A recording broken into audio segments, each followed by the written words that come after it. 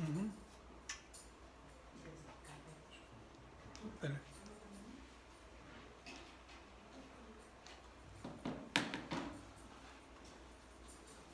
Habíamos visto la profundidad del mensaje de Juan 3:16 y cómo nos toca a todos de cerca el entender el amor del Padre. Muchas veces nos preguntan, pero ¿cómo puede ser de que hay personas que puedan ser salvas y otras que no? Hay algunas doctrinas bíblicas, por diferentes formas de creencia, que sostienen de que Dios envió a su Hijo por los que Él ya tenía predestinado de que iban a ser salvos. La Escritura nos muestra de que Dios es un Dios justo, que Dios es un Dios santo, que Dios no hace acepción de personas.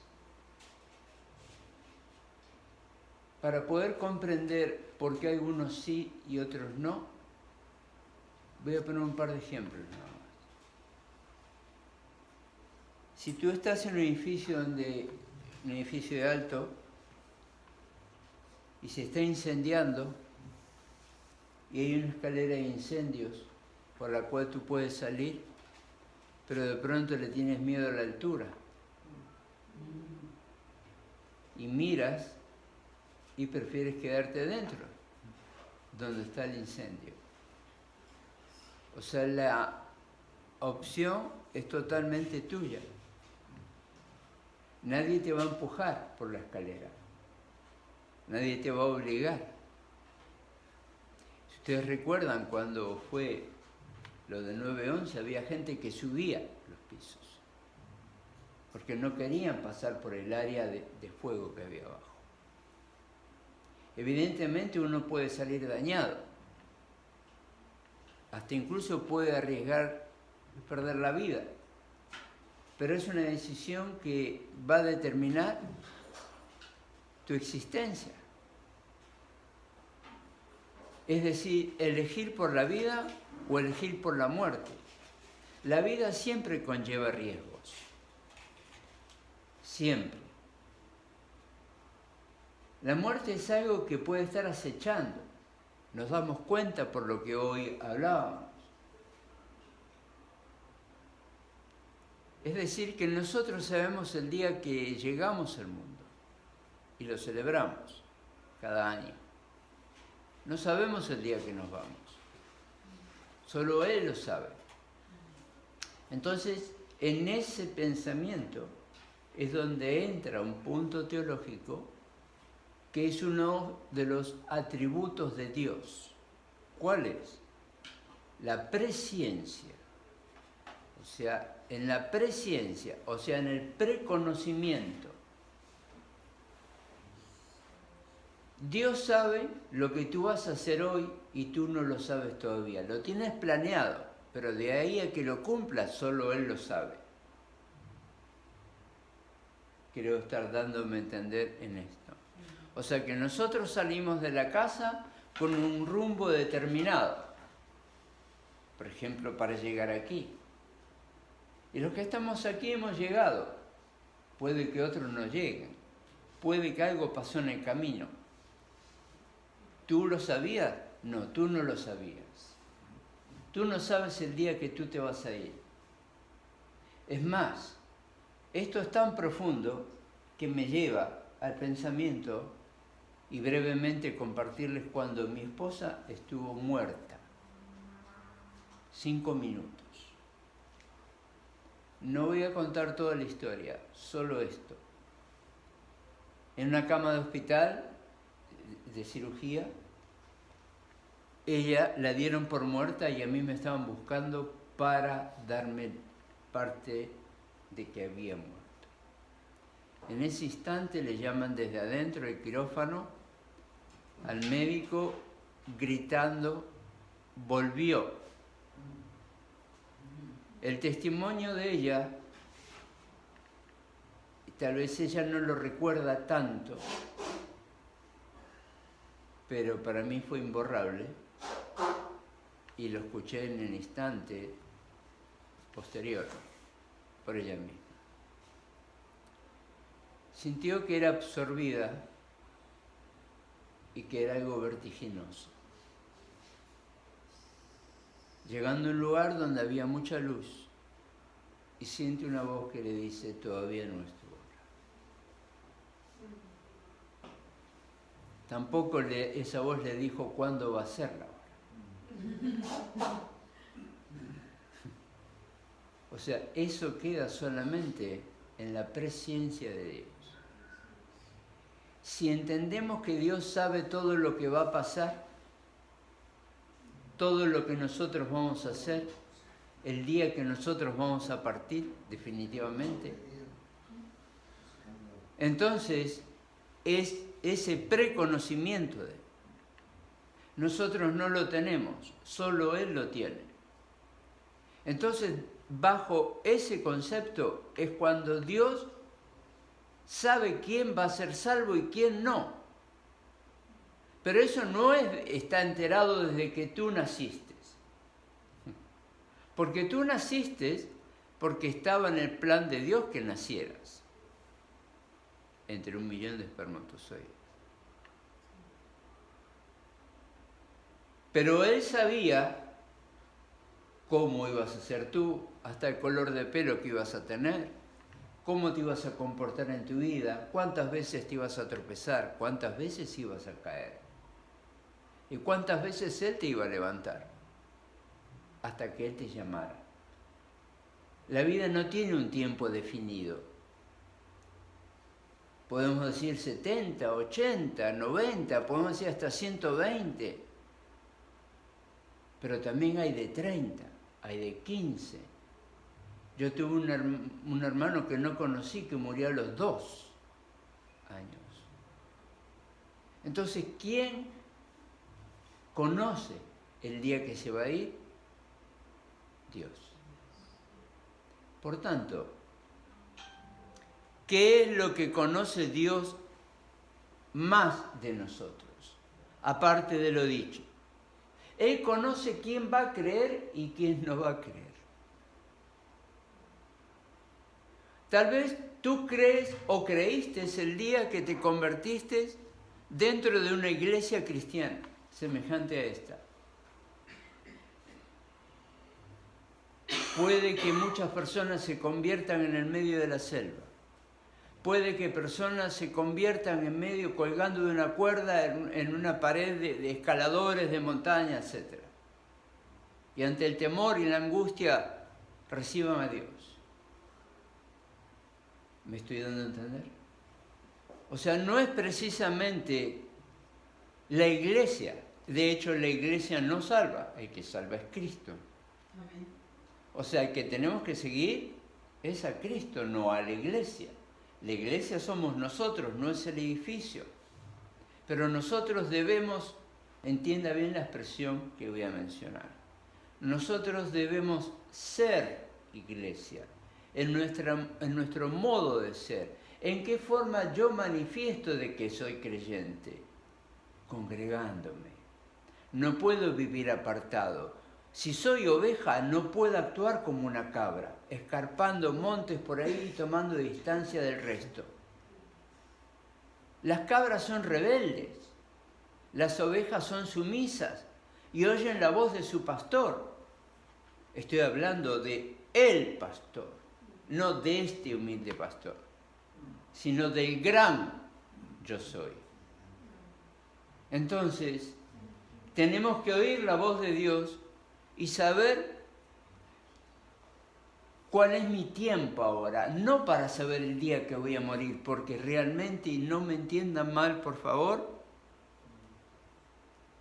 más allá de lo que pueda tener carga emocional por mi familia, que no quiero dejarlos desamparados, a mi esposa particularmente, vivimos los dos solos, pero me da igual el día que me vaya. Lo más importante es que sé a dónde y con quién me voy. Amén. El día, pues Él lo tiene. Yo no pienso en eso. Por ejemplo, a veces escucho creyentes que tienen temor a la muerte. Temor a la muerte. Pero si fue vencida en la cruz. ¿No dice el apóstol Pablo, oh muerte, ¿dónde está tu aguijón? Desafiándole. ¿Tuvo él temor al momento que iba a ser decapitado? Humanamente, tal vez sí, pero lo enfrentó. Él pudo haber huido. 3 veces le dijeron, no vayas. Pero él era obediente a Dios. A veces nosotros somos desobedientes en cosas aún que parecen menores. Él dio su vida por el Evangelio. Nosotros muchas veces no somos capaces de levantarnos de la cama por el Evangelio. No somos capaces de asearnos e ir a congregarnos. ¿Qué tanto estás dispuesto a dar? Dios no es la iglesia, sino que la iglesia es en Dios. Nosotros somos en Él. Él estaba primero, antes que la iglesia. Él es primero, Él es el alfa y el omega, el principio y el fin. Por tanto, nosotros tenemos un principio humano y vamos a tener un fin humano, pero cuando estamos en Cristo no hay un fin. Este cuerpo pasará y todas las cosas visibles pasarán. Su palabra no pasará y el espíritu no pasará. Amén. Por tanto, si nosotros estamos en espíritu y su espíritu está en nosotros, viviremos por siempre. Por tanto, no te preocupes cuál va a ser el día o la noche. Qué tan claro, qué tan oscuro, qué momento será el día que Él te llame. Solo Él lo conoce. Ni me voy a apresurar para ir un paso adelante, ni tampoco me voy a quedar como para ir pasos para atrás. Es decir, de que sé en quién creo. Cada uno de nosotros debemos de tener la convicción en quién creemos. Las personas pasan, las vidas se van. Hoy podemos ver juventud y nos podemos tal vez retrospectivamente mirar a nosotros. Hace 30, 40 años, 50 años, lo que corresponda a cada quien. Y podemos ver de que, como sea el caso, Dios nos habló en más de una ocasión. Amén. Entonces, quiero decir con esto, de cuántas veces Dios te ha hablado, de cuántas veces de las que te ha hablado, cuántas veces tú le has querido oír. Entonces, quiere decir esto también, que muchas veces podemos llegar a decir, porque sentimos que está árido alrededor nuestro o dentro nuestro, y encontramos de que, ¿por qué Dios no me está ayudando en esto? ¿Por qué Dios no me saca de esta situación? ¿Por qué estoy en un edificio que se está incendiando? ¿Por qué mi vida se está incendiando? Porque tal vez estés tomando la palabra de Dios como algo hueco. Si tomo la palabra de Dios como algo hueco, entonces soy yo el que está hueco. Entonces, ¿qué es lo que eso me muestra? Si siento que no tengo el amor suficiente para quebrantarme delante de su presencia, si siento que mi amor no es suficiente para amar a mis congéneres como Él me ama, entonces me tengo que dar cuenta de que mi amor en Cristo todavía no alcanzó la medida que Él quiere que tengamos. El Señor Jesús dio su vida por nosotros. Él no tenía necesidad de hacerlo. Él lo hizo por amor. Pero por amor es que nosotros podemos creer. Tú no puedes creer por religión, porque la religión, si la iglesia no salva, la religión tampoco salva. El que salva siempre es Cristo. Amén. Por tanto, si el que salva es Cristo, entonces Él es el que vive. Yo apenas estoy de paso.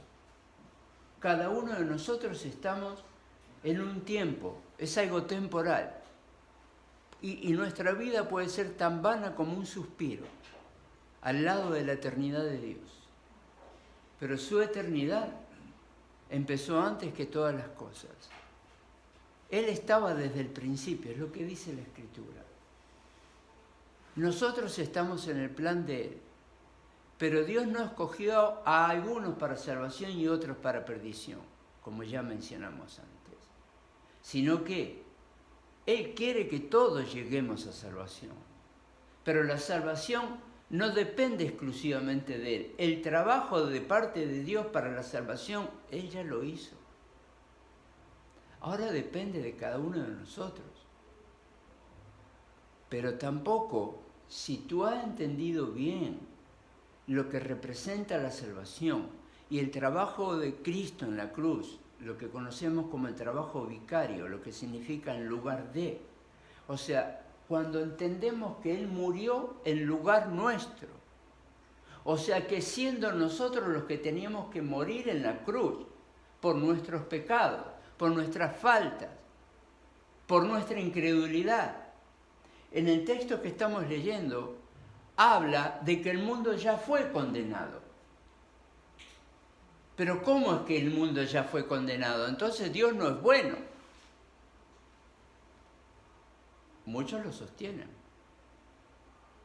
Incluso hubo grandes teólogos que a lo largo, casi al final de su vida, a edades muy avanzadas, recuerdo un gran teólogo que él al final dijo, si existe el mal, entonces no existe Dios.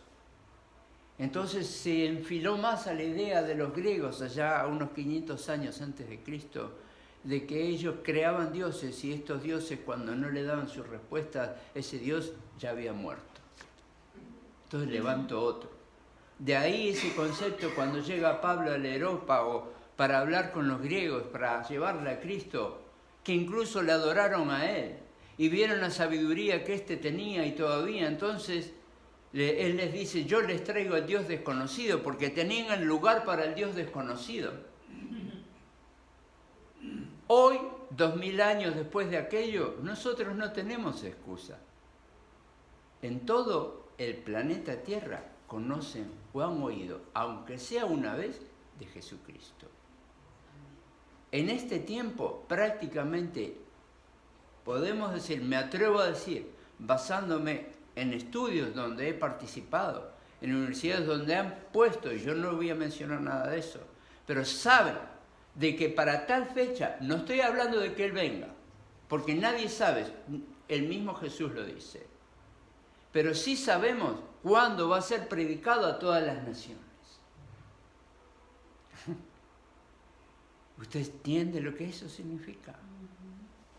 Tal vez para comprender más cerca esto.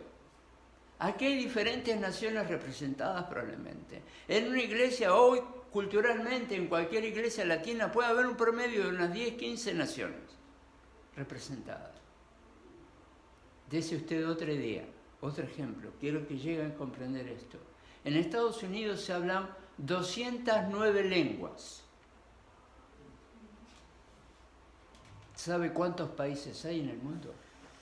220. ¿Me está usted entendiendo? Este evangelio será predicado a toda criatura, a todas las etnias, dice la Escritura.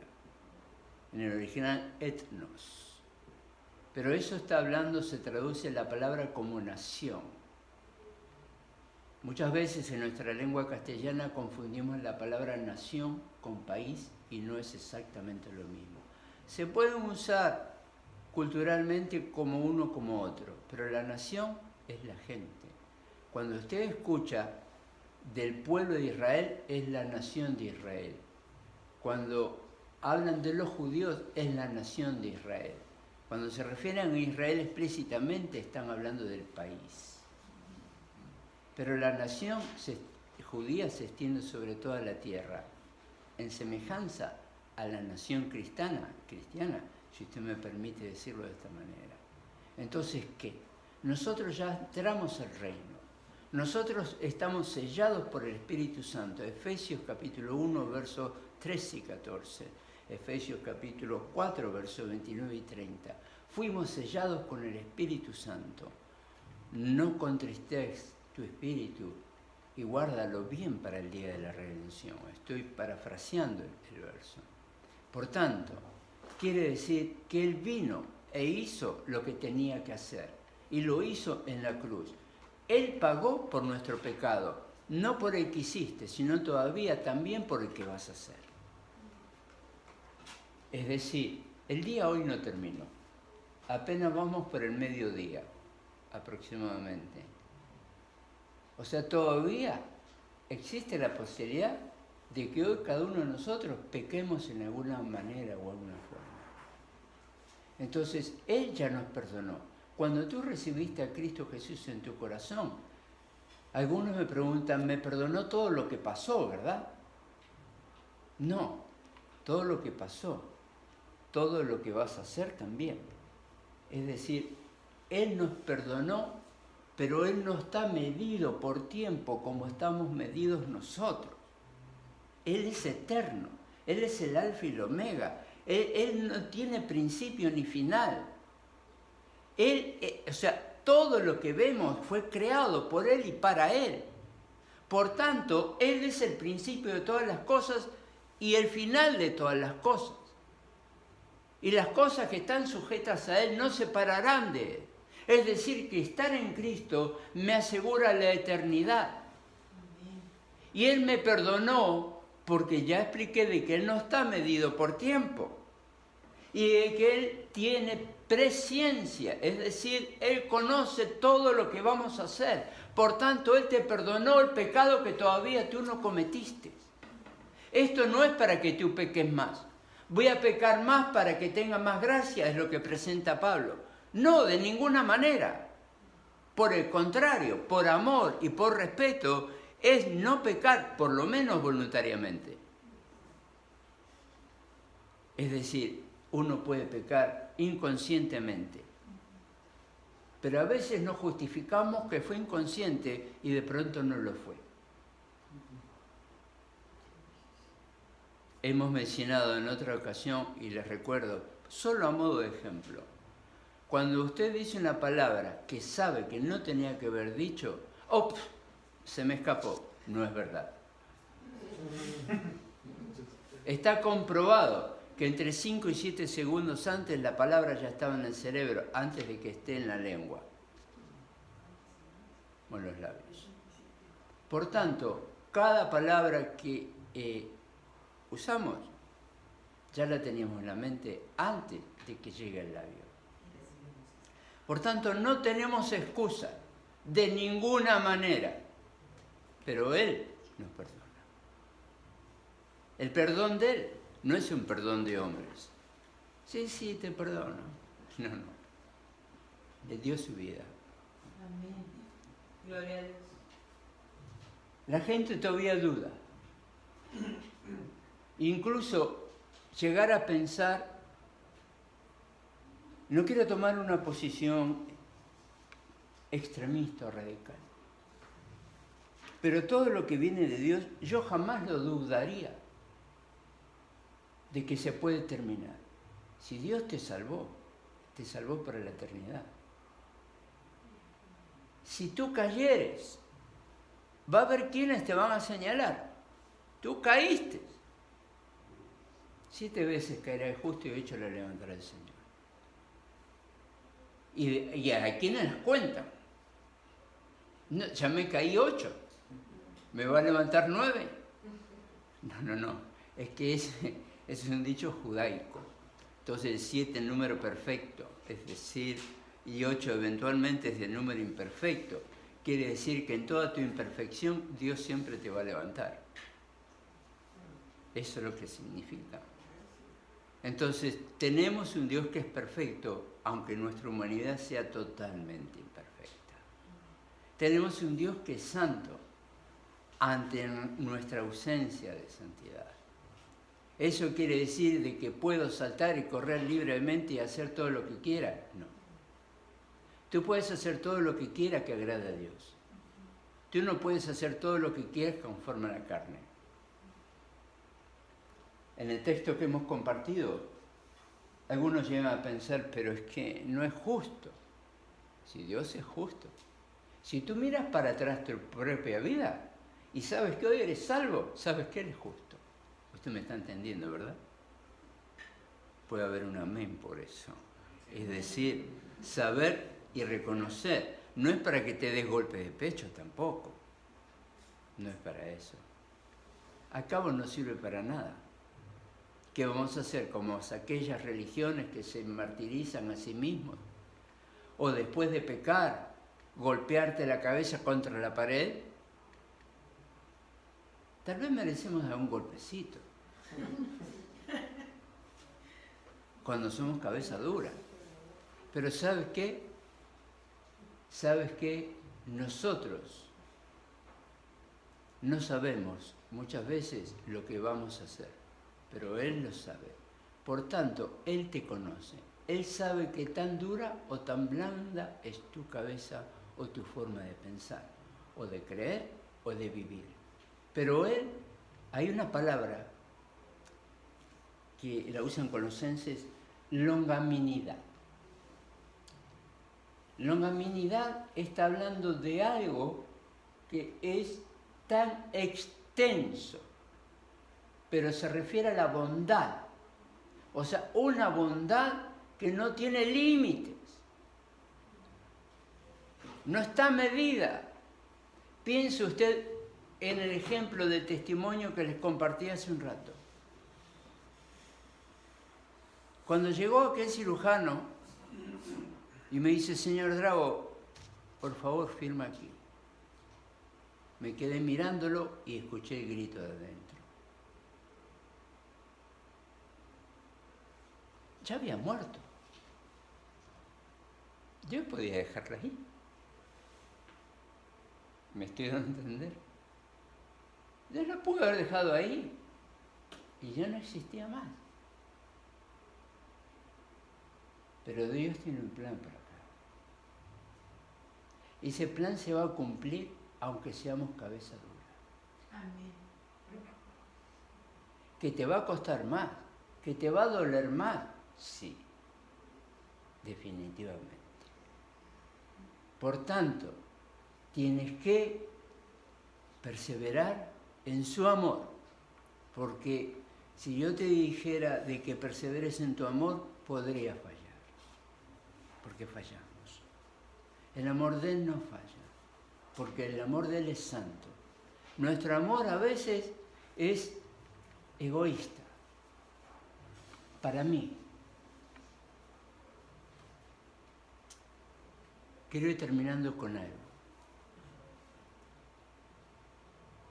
En el plan de Dios, las cosas imposibles son posibles.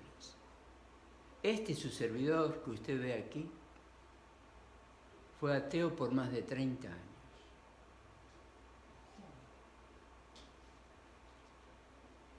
Este su servidor que usted ve aquí, a los 11 años un grupo de 30 médicos le dijeron a mi madre de que moría en 7 días. Ya pasaron los 7 días. Y hace ratito. Pero sin embargo, caí en coma 6 meses. Fue nacer de vuelta.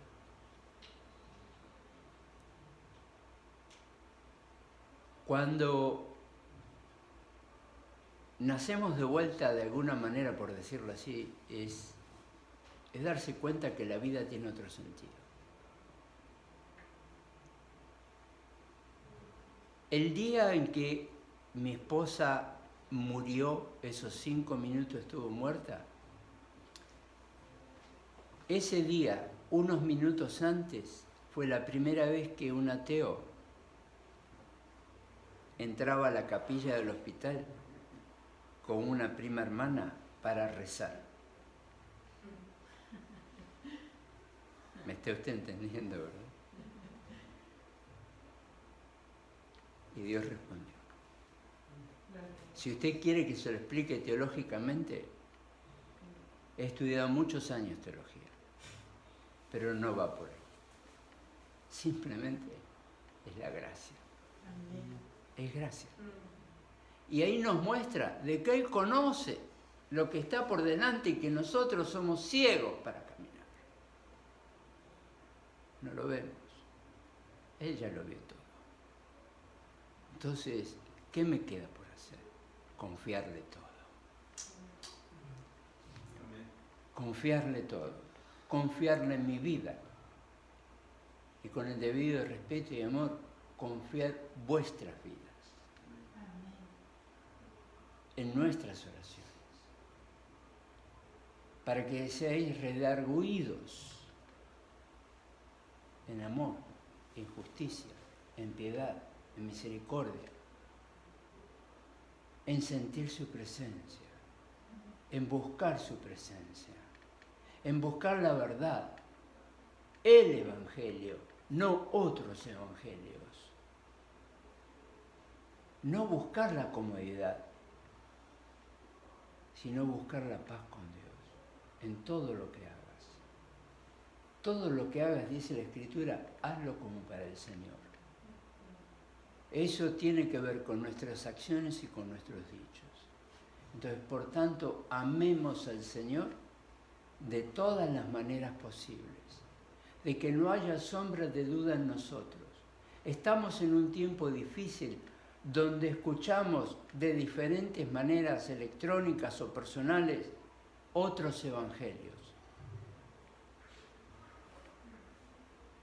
Hay un evangelio, hay un Señor, hay una fe, hay un bautismo. Amén. En Él creemos, en nuestro Señor Jesús. Dicho esto, en el contexto de Juan 3:17 en adelante, los animo a de que no haya duda en ustedes, de que no haya sombra de duda en ninguno de ustedes, de que si algo pasó en sus vidas, Él es bueno para perdonar. Si usted viene lastimado de algún lugar, Él es bueno para restaurar. Él es el especialista. Si tiene que hacer de tu propia persona, hacerla barro de vuelta y crearte como creó a Adán en aquella ocasión y crearte a ti en vida o rehacerte, entonces cree en Él porque estás en buenas manos. Él es el que sana, Él es el que salva, Él es el que resucita. Amén. Y me consta.